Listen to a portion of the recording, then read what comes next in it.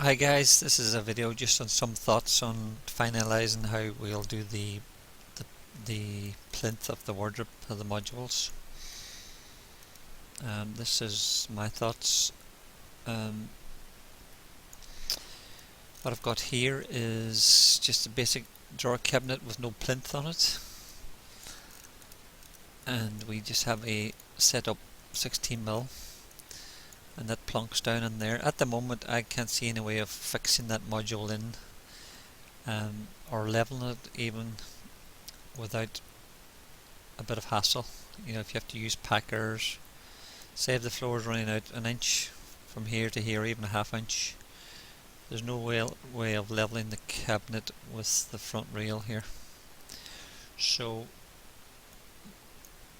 if you had the plinth on there and dropped it in, that plinth's not really doing anything, and you still have to pack it up, and there's no way to get in underneath to pack it up unless we made the bottoms up with two rails, took out the drawer, and then we could reach in and then level it up. But then even that, there's no way of fixing the drawer secure.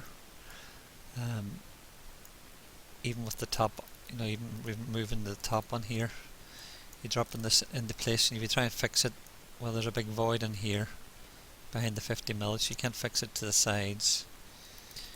There's really no way of fixing it. You could put a little block there, but still you can't get your screwdriver in to fix it unless you put the block in first, and even then it's hard to fix it afterwards. So it's not very no, not very quick, or as far as I can see anyway. So the idea I had was to keep the plinth off, make up this frame out of chipboard, which does a couple of purposes. It acts as a spacer for these upright panels, so you get it right every time. You throw down the module that sets up the module and spaces out between the walls, so you're not relying totally on measurements, only to find that you've made a 5mm too tight and then you can't get your drawer cabinet in. So if you throw it on the floor, it acts as a spacer to set out your modules. And not only that, it acts as a base for dropping your drawer unit on. So what you do is you fix all your linings and sides, and then you come along here. Let's get back into focus there. You just drop this into place, and you draw a horizontal line across there, or just put a line here, and then level it backwards, and then you level this up with your bottom rail, and you just fix it front and back, and then you've got a flat surface the whole way through. There's no need to pack it up or level it. If it's out at the back or running, if it's out of level from back to front or left to right, so you've got a flat surface through your drawer cabinet in, and I dare say you wouldn't even have to fix it. And if you do have to fix it, you could screw it down through the bottom into this rail here, or one of these rails.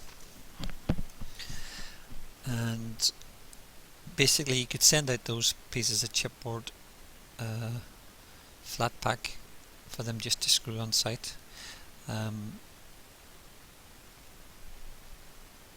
Anyway, that's the thoughts on that. There's different thoughts on that. You can make it 80mm instead of 100mm, just 80mm pieces of chipboard, and once they're fixed, they just act as a base. Okay, that's that side. The other thing is, we talked about these linings. I've got them in green here. They're not going to go to the floor, so they're going to be fixed through here. So therefore, we need a good secure fix in here.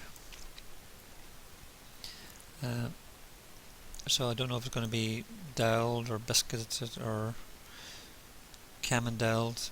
Could be camendelled or whatever. But it's going to need a lot of support. And we've got this support rail in here, as Philip side here, to put a support rail in here. That's going to take the weight if anybody stands on it. And then the skirting is going to be in here. This skirting here. And that comes across there, and then that also will support that. But obviously you're going to have to be cutting it accurately to get it to go up and touch it and support it. So we need a little bit of thinking here. Phil was saying about putting in some legs. That could be a good idea, but I don't think we've got the space to get the legs in there unless we come up with some other type of legs. Let me just see what that space is. That space there is, doesn't want to do it for me, but let's see if I can bring it out this way. It's a bit of a fight, doesn't want to do it. I guess it is 32 mil, so we'd have to check if we can get a plastic, one of those plastic legs in there, 32 mil, or just have to do a bit more thinking there.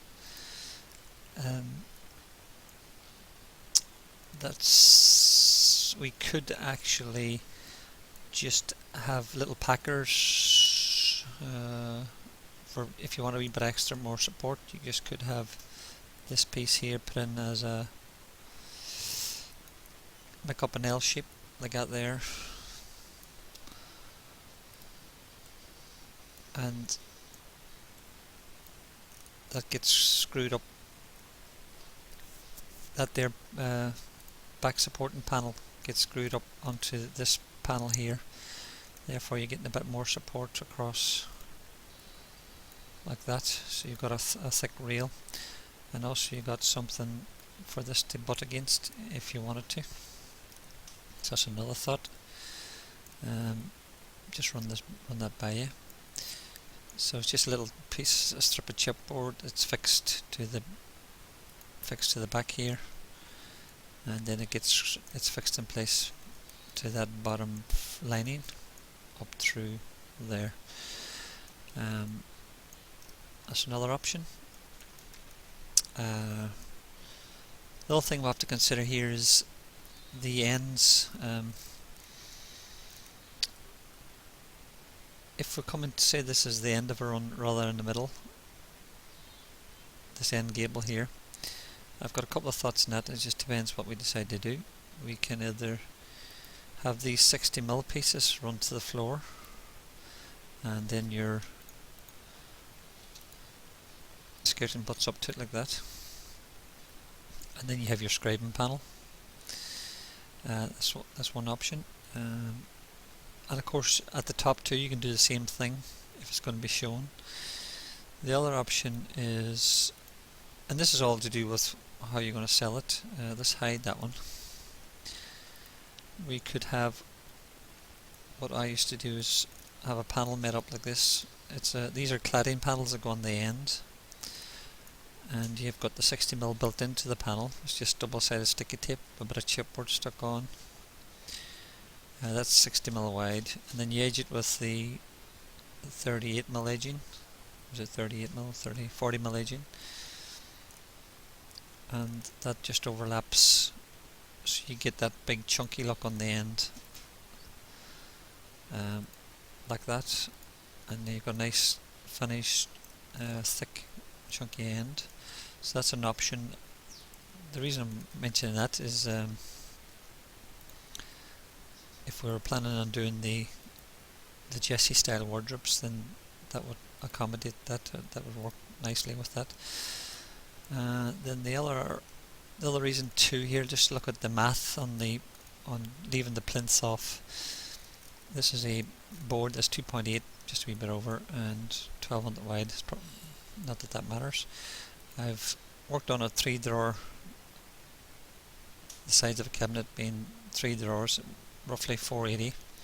So if you were to put out of one sheet, cut 1, 2, 3, 4, 5 drawers out of a length, then you would only get 5 pieces.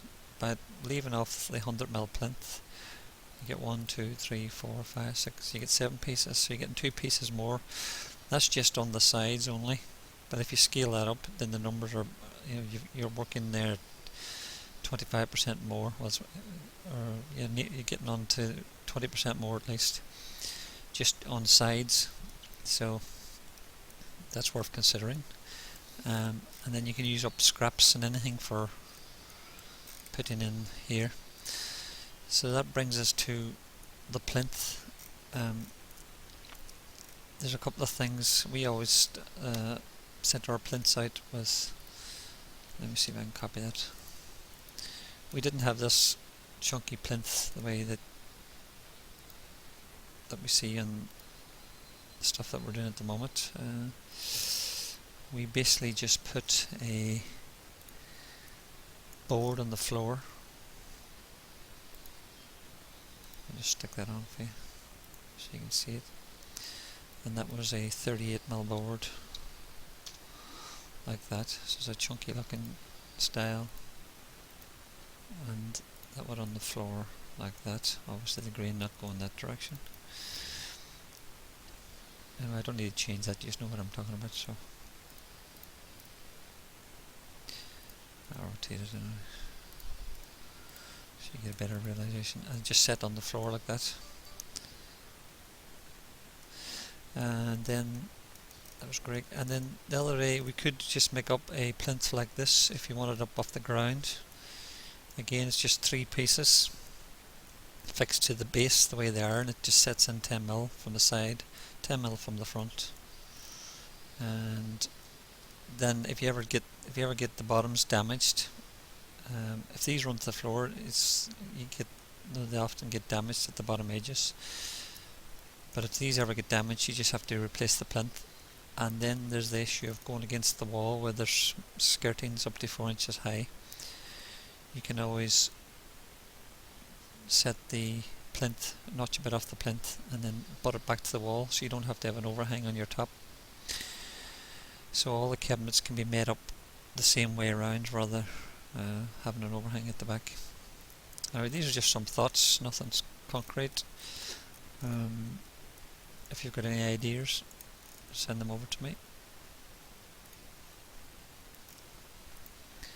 So we can leave it at that.